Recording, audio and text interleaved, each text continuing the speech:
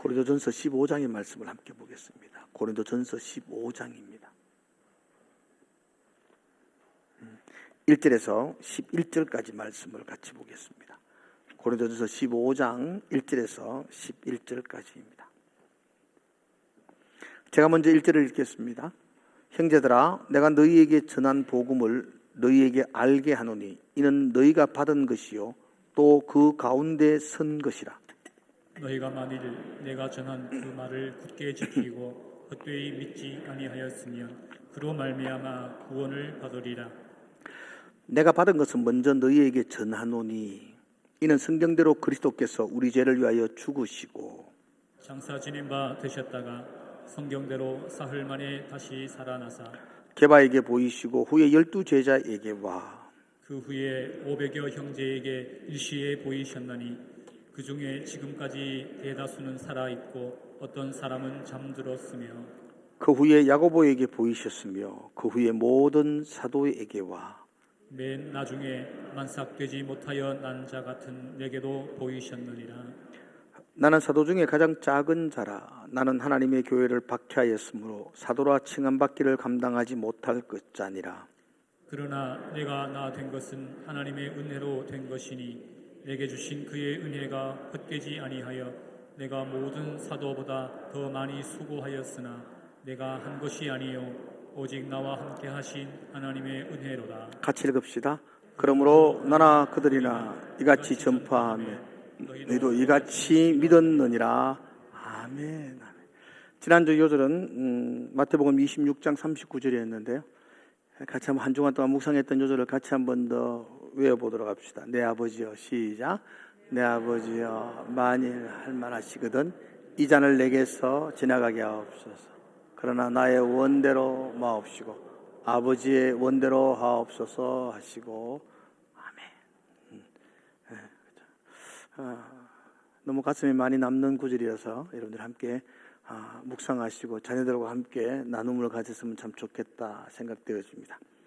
이번 주 요절은 고린도전서 15장 4절입니다. 아주 짧은 요절이라서 좋습니다.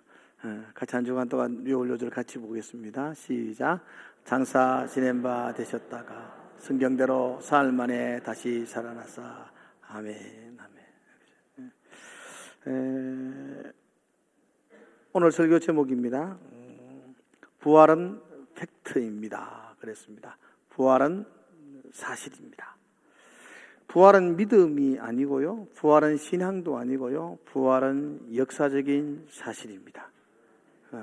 옆에 보다 한번 인사합시다. 부활은 사실입니다. 아멘. 오늘 읽은 9절 3절과 4절의 말씀에도 반복하는 단어가 있습니다. 성경대로 그분이 죽으셨고 성경대로 그분이 다시 살아나셨다. 성경대로. 이게 충동적이고 갑자기 우연히 일어난 사건이 아니라 오래전부터 계획대로 일어났던 부인할 수 없는 역사적인 사실이라고 말합니다. 오늘 읽었던 고린도전서 15장은 부활장이라고 이름을 붙입니다. 바울이 에베소에서 한 2년 정도 복음을 전했는데요. 바울이 에베소에 있는 동안에 고린도 교회에서 바울에게 소식을 전해왔습니다. 그리고 바울에게 궁금했던 그 몇 가지를 묻기도 했습니다. 그래서 바울은 고린도 교회의 소식을 듣고 고린도 교회에 필요한 말씀과 그들이 질문했던 그 질문에 대한 답을 적어서 다시 고린도에 보낸 편지가 고린도 전서입니다. 그래서 결혼에 대해서 질문을 했거든요. 그래서 결혼을 해야 됩니까? 결혼하지 않고 독신으로 지내는 게 좋습니까? 그런 부분은 7장을 읽어보시면 바울의 이야기를 쭉 담아놓고 있고요. 그리고 우상에게 드려졌던 제물을 먹어야 됩니까? 아니요, 먹지 말아야 됩니까? 이 부분은 8장에서 10장까지.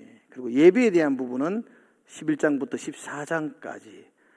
그리고 고린도 교회가 부활에 대한 질문을 했고 그 부활에 대하여 바울이 답을 적은 것이 15장입니다. 그래서 15장은 부활에 대한 이야기로 가득 차 있습니다. 자, 오늘 이 고린도 15장의 부활의 이야기를 여러분과 할 때 가장 먼저 여러분과 제가 명심하고 기억하고 넘어가야 될 구절이 있습니다. 이 본문 15장 전체를 이해하려면 분명히 알아야 될 게 있습니다. 자, 여러분, 이 바울이 고린도 전서의 말씀을 기록할 때에 이걸 1차적으로 읽는 사람, 수신자죠. 1차적으로 이 편지를 읽는 대상자가 고린도 도시에 있는 사람들이었을까요? 아니면 고린도 도시에 있는 성도들이었을까요? 이건 여러분들이 알잖아요. 이 편지를 고린도 도시에 있는 세상 사람들에게 보낸 편지인가요? 고린도 도시 안에 있는 교인들에게 보낸 편지인가요? 그렇죠? 그러니까 이건 예수를 믿는 사람들에게 보낸 편지다라는 걸 먼저 인정을 하고 여러분 보셔야 돼요. 고린도전서는 예수 믿는 사람들에게 보낸 바울의 편지라는 것입니다. 그러면 이제 두 번째 질문을 여러분들이 한번 답은 하지 마시고 생각은 해보셨으면 좋겠어요. 그러면 고린도 도시에 있는 그 고린도 교회 성도들은 예수님의 부활을 믿었을까요? 아니면 고린도 도시에 있는 성도들은 예수님의 부활을 안 믿고 있었을까요? 의심하고 있었을까요? 고린도 교회 성도들이 예수님의 부활을 확실하게 믿고 있었다면 바울이 15장에서 아주 강력하게 부활이 없다면 너희들이 믿는 믿음도 헛것이고 부활이 없다면 너희들이 전파하는 복음도 헛것이고 부활이 없다면 너희들은 여전히 죄 가운데 거할 것이다 라고 13장 13절 16절 17절 아주 강력하게 부활이 없다면 모든 게 헛된 일이다 그렇게 말해서 헛일이다. 지금 여러분들이 하는 것들은 다 부활을 믿지 않으면 헛일이다 이렇게 말하고 있어요 바울이. 고린도 교인들이 부활을 믿고 있었을까요? 없었을까요? 부활도 그럼 믿지 않았다면 성도들이 부활도 안 믿는데 예수를 믿고 예배드리고 그럴 수 있었다고 생각할까요? 제가 여러분들이 헷갈리게 이렇게 질문하는 이유는 이 부분을 여러분들이 명확하게 알아야만이 그 다음 구절들을 해석할 수가 있습니다. 고린도 교인들이 부활을 믿었느냐 믿지 않고 있느냐의 명확한 정확한 답을 알지 못하면 그 다음에 바울이 하는 말이 굉장히 공허한 이야기처럼 들려집니다. 그런데 여러분 고린도 교인들이 부활을 믿고 있었는가 부활을 믿지 않았느냐 이 부분을 바울은 분명하게 밝히고 있습니다. 자, 한번 그들이 부활을 믿었는지 안 믿었는지를 오늘 본문을 통해서 여러분들이 한번 보면 참 좋겠습니다. 먼저 3절을 말씀 한번 볼게요. 3절 내가 받은 것을 먼저 너희에게 전하노라 바울은 이렇게 시작합니다. 내가 받은 것 바울이 하나님께 받은 것 이걸 복음이라 그럽니다. 하나님이 내게 주신 복음 이 복음을 너희에게 먼저 전한다 이렇게 말합니다. 여기서 먼저라는 말은 1번, 2번, 3번, 첫째, 둘째, 셋째를 말하는 게 아닙니다. 헬라어에 의해서 먼저라는 말은 이렇게 번역하면 안 되고 먼저라고 번역하는 것이고 내가 하나님께 받은 진리의 복음 중에 먼저 가장 중요한 것을 너희에게 말한다 이런 뜻입니다. 그래서 복음에서 가장 중요한 복음의 핵심을 지금 바울이 고린도 성도들에게 말하겠다는 겁니다. 내가 복음 중에 복음에서 가장 중요한 걸 너희에게 말하겠다라고 말하고 바울이 그 다음부터 세 가지 이야기를 합니다. 첫 번째, 복음의 핵심, 복음에서 가장 먼저 가장 중요한 게 뭐냐? 첫 번째, 성경대로 그리스도께서 우리 죄를 위하여 죽으셨다는 겁니다. 이게 가장 복음의 가장 중요한 겁니다. 예수님이 우리를 위해 죽으셨다. 두 번째 뭐냐? 성경대로 사흘 만에 예수님이 부활하셨다. 이게 두 번째 중요한 겁니다. 복음이 뭐냐 할 때 예수님이 우리를 위해 죽으셨고 그리고 사흘 만에 부활하셨다. 이게 복음의 가장 중요한 거라는 겁니다. 그리고 세 번째 뭐냐? 이 부활을 목격한 사람들이 많다. 이 부활은 공허한 그런 맹신적인 신앙이 아니고, 이 부활은 논리적인 해석이 아니고, 이건 봤다. 본 사람들이 많다. 게바에게 보이셨고 12제자에게와 그 후에 500여 형제들에게 동시에 보이셨는데, 그 본 사람들 중에 지금은 태반이 아주 살아있다. 그리고 사도들에게와 나에게까지. 그러니까 부활의 확실한 증언들이 있다. 이 부활이 역사적인 사실이다라는 걸 바울이 이야기합니다. 이게 하나님께 받은 복음의 가장 중요한 말씀이라는 겁니다. 예수님이 십자가 지시고 부활하셨다. 이건 사실이다. 이게 복음의 핵심입니다. 고린도 교인들이 이 핵심을 믿었느냐, 이 핵심이 헷갈려서 의심을 했느냐, 이게 다음을 해석하는 중요한 구절이거든요. 믿었느냐 안 믿었느냐. 11절의 말씀을 여러분들이 보시면 바울은 그렇게 이야기합니다. 그러므로 나나 바울이나 그들이나 부활을 목격한 사람들입니다. 나나 500의 형제들, 제자들, 나나 부활을 목격한 그들이 이같이 전파하며 예수의 부활을 전파했다는 겁니다. 우리 모두가 예수의 부활을 전파하며 너희가 누구죠? 고린도의 성도들입니다. 이 편지를 읽는 너희도 이같이 예수의 부활을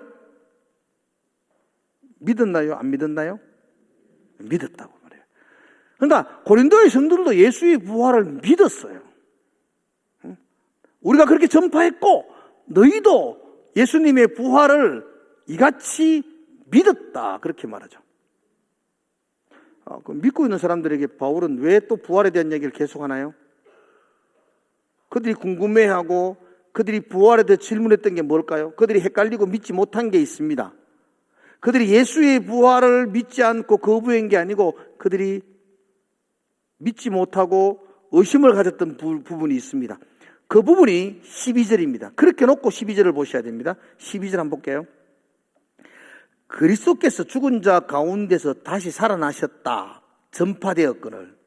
이건 전파되었고 너희도 믿었다는 겁니다. 너희도 그리스도가 부활했다는 걸 믿었는데 너희 중에는, 고린도 교회 중에는 어떤 사람들은 어찌하여 죽은 자 가운데서 부활이 없다 하느냐. 예수 그리스도가 부활하셨다는 것이 전파되었고 너희도 믿었는데 어떻게 너희 중에 죽은 자의 부활이 없다고 하느냐. 죽은 자의 부활이 없다고 하는 사람이 고린도 교회에 있었다는 겁니다. 그럼 여기 죽은 자는 누굴까요? 우리 아버지, 우리 할아버지, 우리 옆에 있는 동료들, 우리의 부활을 말하는 겁니다. 그들은 예수님이 부활했다는 사실에 대해서는 믿습니다. 야, 예수님은 하나님의 아들이시니까 당연히 부활하셔야죠. 그분의 부활은 우리가 의심하지 않습니다. 그런데 우리가 어떻게 죽으면 다시 살 수 있겠습니까? 아니, 우리 할아버지가 죽었는데 어떻게 또 살아날 수 있겠습니까? 예수님이야 부활하는 거 당연한데 내가 어떻게 죽었다가 다시 살아날 수 있겠습니까? 라고 말하는 사람들이 고린도 교회 안에 많았다는 겁니다. 이해가시죠? 그래서 바울이 지금 고린도전서 15장에서 강조하고 가르치는 것은 예수님의 부활을 이야기하는 게 아니고 너도 부활한다, 나도 부활한다, 우리도 부활한다. 예수님이 부활한 것이 역사적인 사실이라면 우리의 부활도 확실하다라는 걸 말씀합니다. 난 여러분들이 부활할 줄로 믿습니다. 그죠? 예수님이 부활하셨기에 우리도 부활할 줄 믿습니다. 그 이야기를 하는 거죠. 바로 12절에도 마찬가지죠. 13절, 만일 죽은 자의 부활이 없으면, 예수님이 아니고 우리 중에 우리 할아버지 중에 그런 사람들이 부활이 없다면 예수님도 부활이 못했다는 거죠. 여러분들이 우리들의 부활을 부정하면 예수님의 부활도 부정되는 것이다. 14절, 그리스도께서 살아나지 못했다면, 여러분들이 우리 부활을 믿지 않아서 예수님의 부활도 무효라고 생각한다면 우리가 전파하는 것, 우리의 믿음, 그리고 우리는 여전히 죄 가운데 있을 것이다. 19절, 만일 그리스도 안에서 우리가 바라는 것이 다만 이 세상의 삶뿐이면, 우리가 부활하지 못하고 이 세상의 삶이 우리의 전체가 전부라면 우리는 가장 불쌍한 자다. 예수 믿고 찬송하고 하나님 경배하고 섬기고 일생을 주를 왕이라고 고백하며 살지만, 여러분들이 부활을 믿지 못하고 부활을 경험하지 못하고 부활의 삶을 살지 못하면 불쌍한 자들이랍니다. 가장 불쌍한 자들입니다. 그러므로 결론적으로 바울은 말합니다. 아담 안에서 모든 사람이 죽은 것 같이 22절에 그리스도 안에서 모든 사람이 삶을 얻으리라, 그렇게 말합니다. 죽음이 확실한 것처럼 부활도 확실하다고 말씀합니다. 모든 사람이, 여기 모든 사람은 믿는 사람도 부활할 것이고 안 믿는 사람도 부활할 것입니다. 그리스도 안에 있는 믿는 사람은 생명의 영생의 부활을 맞이할 것이고, 그리스도 밖에서 믿지 않는 사람들은 심판의 부활을 맞이하게 될 것입니다. 모든 사람이, 아담 안에서 모든 사람이 죽은 것 같이 그리스도 안에서 모든 사람이 삶을 얻을 것입니다. 여러분들 예수 안에서 생명의 부활을 경험하시기를, 맞이하시기를 주의 이름으로 축복을 드립니다. 그죠? 여러분, 중요한 겁니다. 예수 그리스도의 부활만 붙들고 사는 것이 아니라 내가 부활하고 여러분들이 부활하고 우리 모두가 부활한다는 것을 여러분 붙들고 사셔야 됩니다. 우리도 다시 부활의 영광으로 맞이하게 될 것입니다. 부활이 먼 미래에 또 과거에 예수님에게만 국한된 것이 아니라 오늘을 살아가는 저와 여러분들에게도 부활은 역사적인 사실입니다.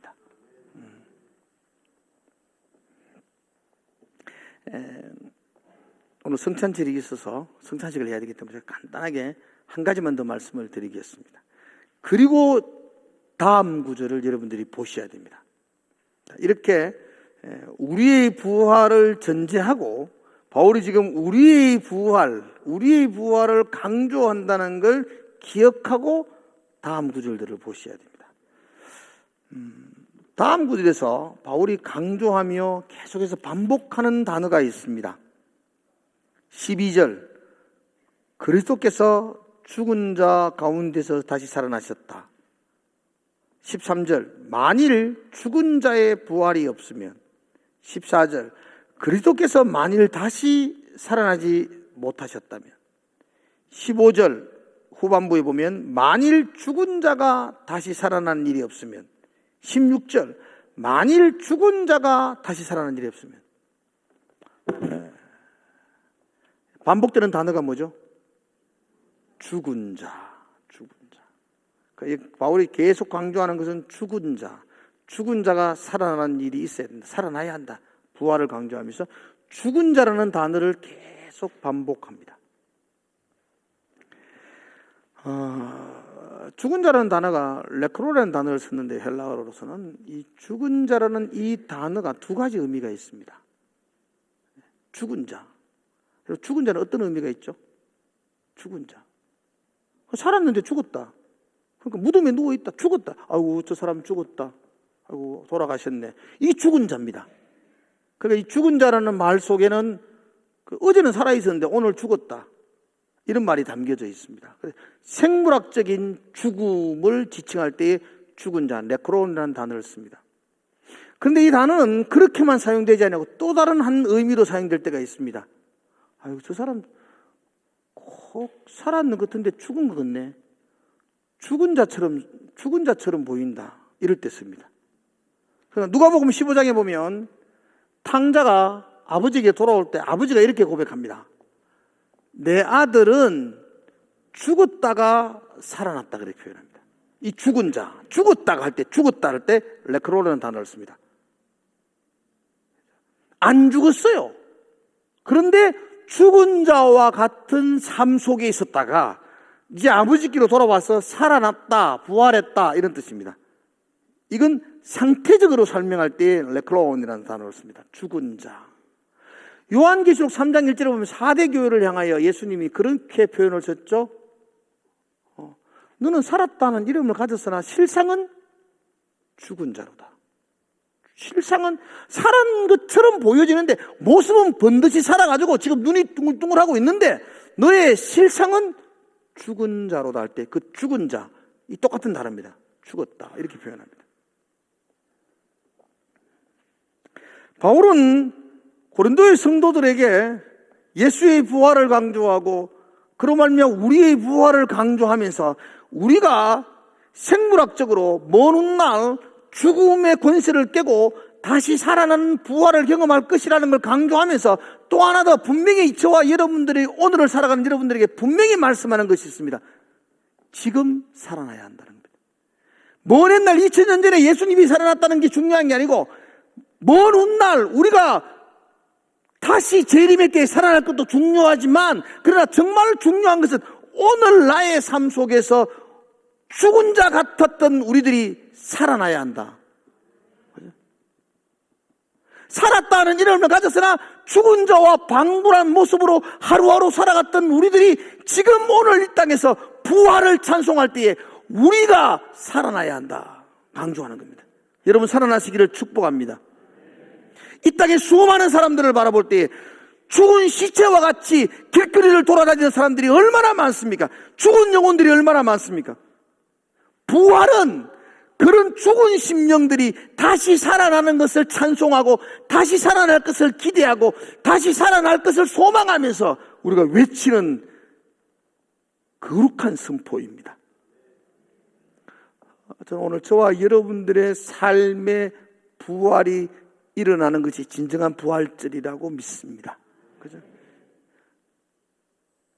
입술만 고백하는 그런 신앙이 아니라 내 영성 밑바닥에서 주를 향한 거룩한 열정들이 다시 살아나야 할 것이고 죽은 자와 같은 나의 메말랐던 심령이 다시 살아나는 것, 그게 부활이어야 합니다. 그죠? 내 삶 속에서 2000년 전 어제의 예수님의 부활도 중요하고 미래 예수 재림하실 때의 우리의 부활도 중요하지만 정말로 중요한 것은 오늘의 삶 속에서 죽은 자와 같았던 우리의 삶들이 다시 살아날 때에 세상은 하나님의 영광이 될 줄로 믿습니다. 살아나시기를 축복합니다. 그렇죠?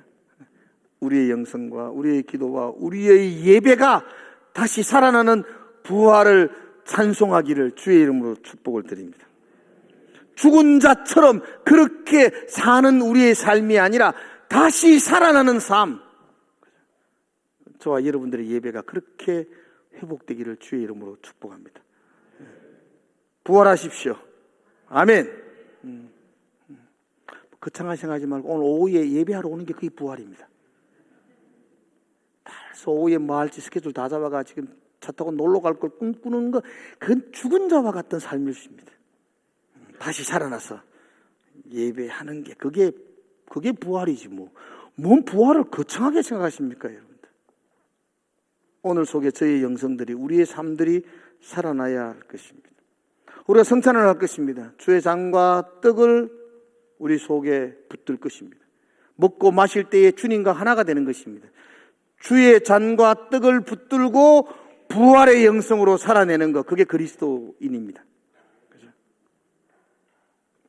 오늘 성찬을 하시면서 그냥 떡과 잔을 그냥 마시는 것이 아니고 주님과 함께하기를 각오하고 결단하고, 그리고 오늘의 삶 속에서 부활의 삶을 살아내시기를 기도하면서 주의 성찬에 저와 여러분들이 참여하기를 바랍니다. 그리고 이 부활절이 정말로 죽은 자 같았던 우리의 영성들이 다시 살아나고 회복되는 그런 놀라운 경험들이 우리 가운데 일어나기를 주님의 이름으로 축복을 드립니다. 우리 함께 찬양할까요?